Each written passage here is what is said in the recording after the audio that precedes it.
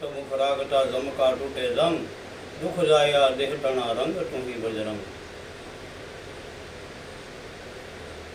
વિજય બજરંગદાસ બાપા બગદાણાની અંદર જ્યારે બિરાજતા અને સિદ્ધ પુરુષની જે એક સાહેબી અને એમનો ખૂબ પ્રસાર થયો કે બગદાણાની અંદર એક સિદ્ધ મહાત્મા છે. વાટની અંદર એવા પ્રસા બની જતા. બાપાના લોક ભક્તો જ્યારે દર્શન કરવા જતા ત્યારે એવી બાપાની સિદ્ધ પુરુષની સાહેબી, સીતારામજીનું ભજન અને બાપાની જે લોકવાયકાઓ, લોકવાતો સાંભળી અને બાપાના એક અનન્ય ભક્તો એવા આજ સુધી કદાચ લોકોને બધાની ખબર જ છે, પણ આપણે એવા એક અનન્ય ભક્તની આજે વાત કરવા જઈ રહ્યા છીએ કે જેને આજે બટુકભાઈ તમારી તરીકે ઓળખવામાં આવે છે.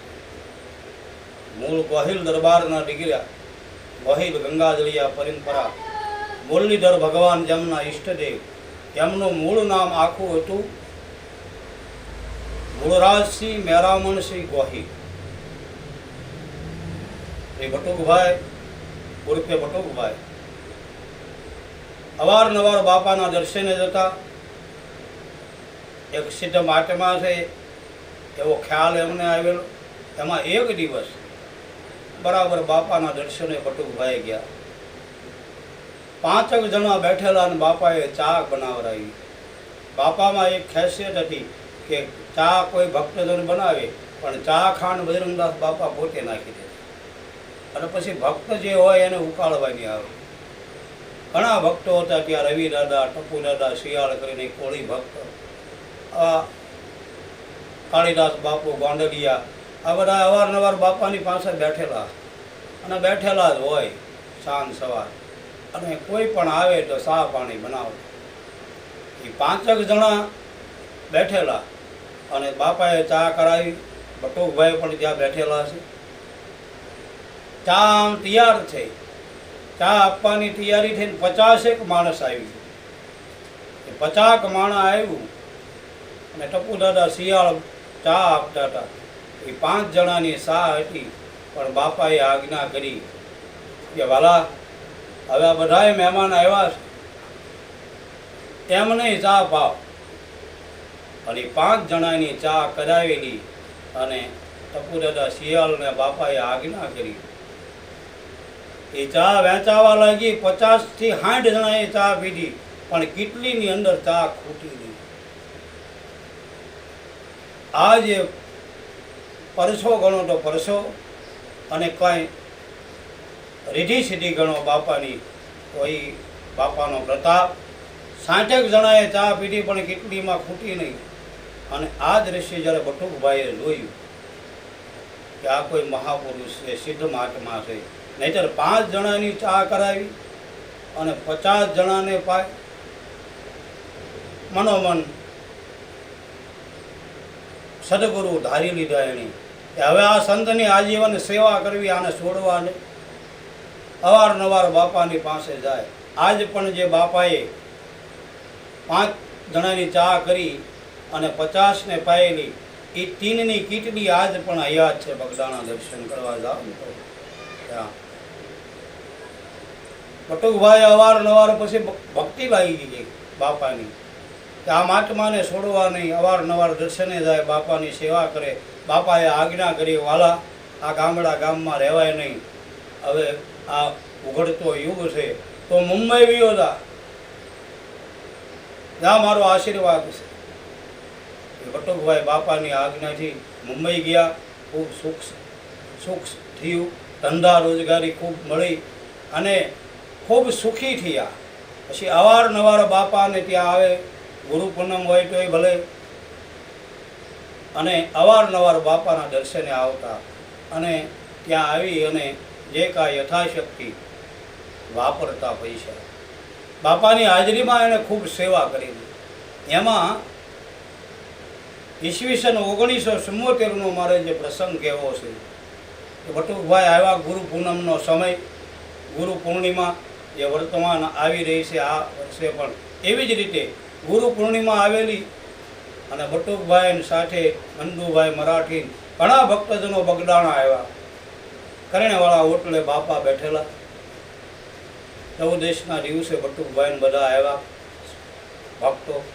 આવીને બાપાના દર્શન કર્યા, સીતારામ કર્યા, ચા પાણી બપોરે હરિહર કર્યા, આરામ કર્યો. સાંજના સમયે બાપા જ્યારે આનંદથી બેઠા હતા એ વખતે બટુકભાઈએ 2 હાથ જોડીને વિનંતી કરી કે બાપા કાલે ગુરુ પૂર્ણિમા છે, એટલે મારો એવો ભાવ છે કે અહીં ઉત્સવ કરીએ, મોટો થાળ કરીએ, ગામ ધુમાડો બંધ કરવી અને ઉત્સવ કરવો છે. બાપાએ કીધું કે વાલા તારો ભાવ બરાબર છે, પણ ઉત્સવ કરવામાં વરસાદ આવશે તો શું કરશું? હવે કોઈ વાદળું નહીં, કાંઈ નહીં, ફૂલ તડકો.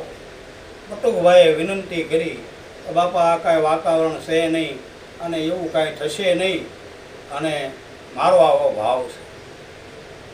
બાપા કે કાંઈ વાંધો નહીં, તારો ભાવ હોય તો વાલા કર.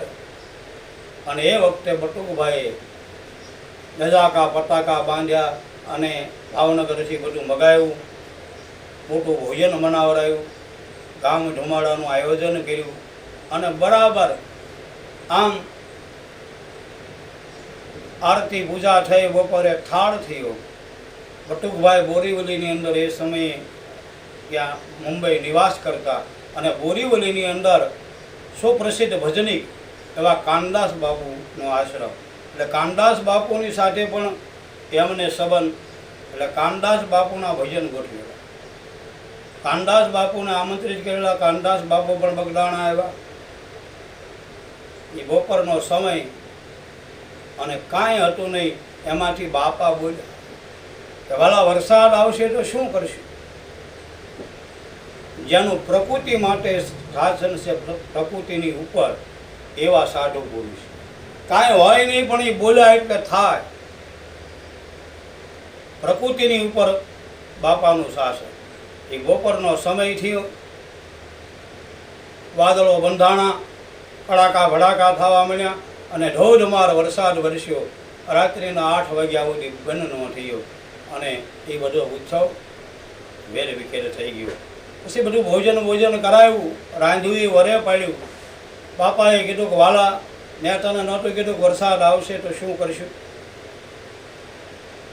ગામની અંદર બધા રાત્રિ રોકાણા. સવારે પાછા બાપાને ત્યાં ગયા. કાનદાસ બાપુ પણ ત્યાં રોકાયેલા ગામની અંદર.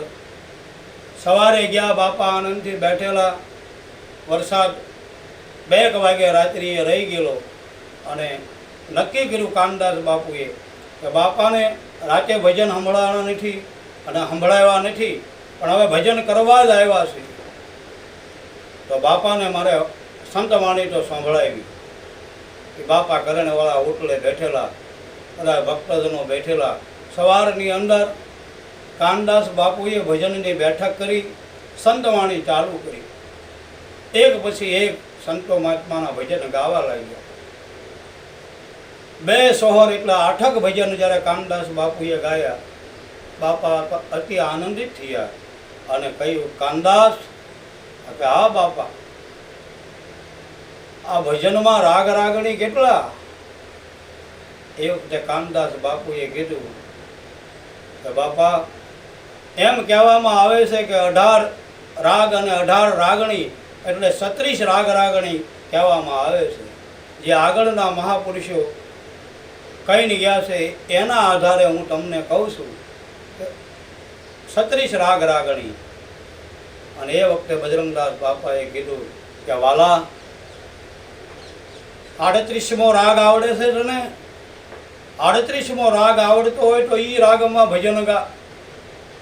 ત્યારે કાનદાસ બાપુએ કીધું કે બાપા 38મો રાગ મને આવડતો નથી, કારણ કે તને ન આવડતો હોય ને તો હું તને શીખવું. કાનદાસ બાપુએ 2 હાથ જોડીને કીધું બાપા તો શીખવો. અને એ વખતે બજરંગદાસ બાપાએ કીધું કે વાલા 38મો રાગ એટલે હરિહર હરિહર હરિહર ભજન અને ભોજન બંને સાથે જોઈન્ટ થઈ જાય ને તો કામ નહીં. એટલે 37મો રાગ એ હરિહર રાગ. વાલા ભૂખે ભજન ન હોય ગોપાલા લેવ અપની આ કંઠી માલા. એટલે ભજન ત્યાં ભોજન હોય અને ભોજન હોય ત્યાં ભજન હોય. આ બંનેનો સમન્વય કરવો પડે. આ 37મો રાગ. આવું બાપાએ કાનદાસ બાપુને કીધેલું. અને પછી બટુકભાઈ અને કાનદાસ બાપુ એ દિવસે પણ બાપાના શ્રી ચરણોમાં રોકાણા, રાત્રિવાસ રહ્યા, સત્સંગ થયો. અને સત્સંગ કરી અને બાપાના દર્શન કરી ગુરુ પૂર્ણિમા નિમિત્તે જે દર્શન કરવા માટે આવ્યા હતા અને ત્યાંથી પછી નીકળેલા. આજ પણ બટુકભાઈ બાપાના વિદાય પછી પણ ખૂબ બાપાના નામની સેવા આપી. આજે સમાડીની અંદર પણ બજરંગદાસ બાપાનું મંદિર. આજ ભાવનગરની અંદર પાનવાડીના નાકપું જે કહેવાય, પાનવાડીએ પણ બજરંગદાસજી નામની હોસ્પિટલ પણ એમના નામની ચાલે છે. એટલે ખરા અર્થમાં કહીએ તો ગોહિલ બટુકસિંહજીભાઈ એટલે બટુકભાઈ ઉર્ફે જેમનું મૂળ નામ શ્રી મૂળરાજસિંહ મેરામણસિંહ ગોહિલ, જે પૂજ્ય બાપાના અનન્ય ભક્ત હતા, જેમનો અંતિમ વિદાય બટુકભાઈની જે થયેલી એ પણ શ્રાવણ વદ ચૌદશના દિવસે થયેલી. એટલે મહાશિવરાત્રિ, જેને શિવરાત્રિનો દિવસ ગણવામાં આવે છે. એટલે શિવરાત્રિના દિવસે શ્રાવણ મહિનાની વદ ચૌદશના દિવસે તેઓ રામચરણ પામેલા. આજ પણ બાપાના અનન્ય ભક્ત એમનો તિથિ ઉત્સવ પણ શ્રાવણ વદ ચૌદશનો કમાડી મુકામે કરવામાં આવે છે.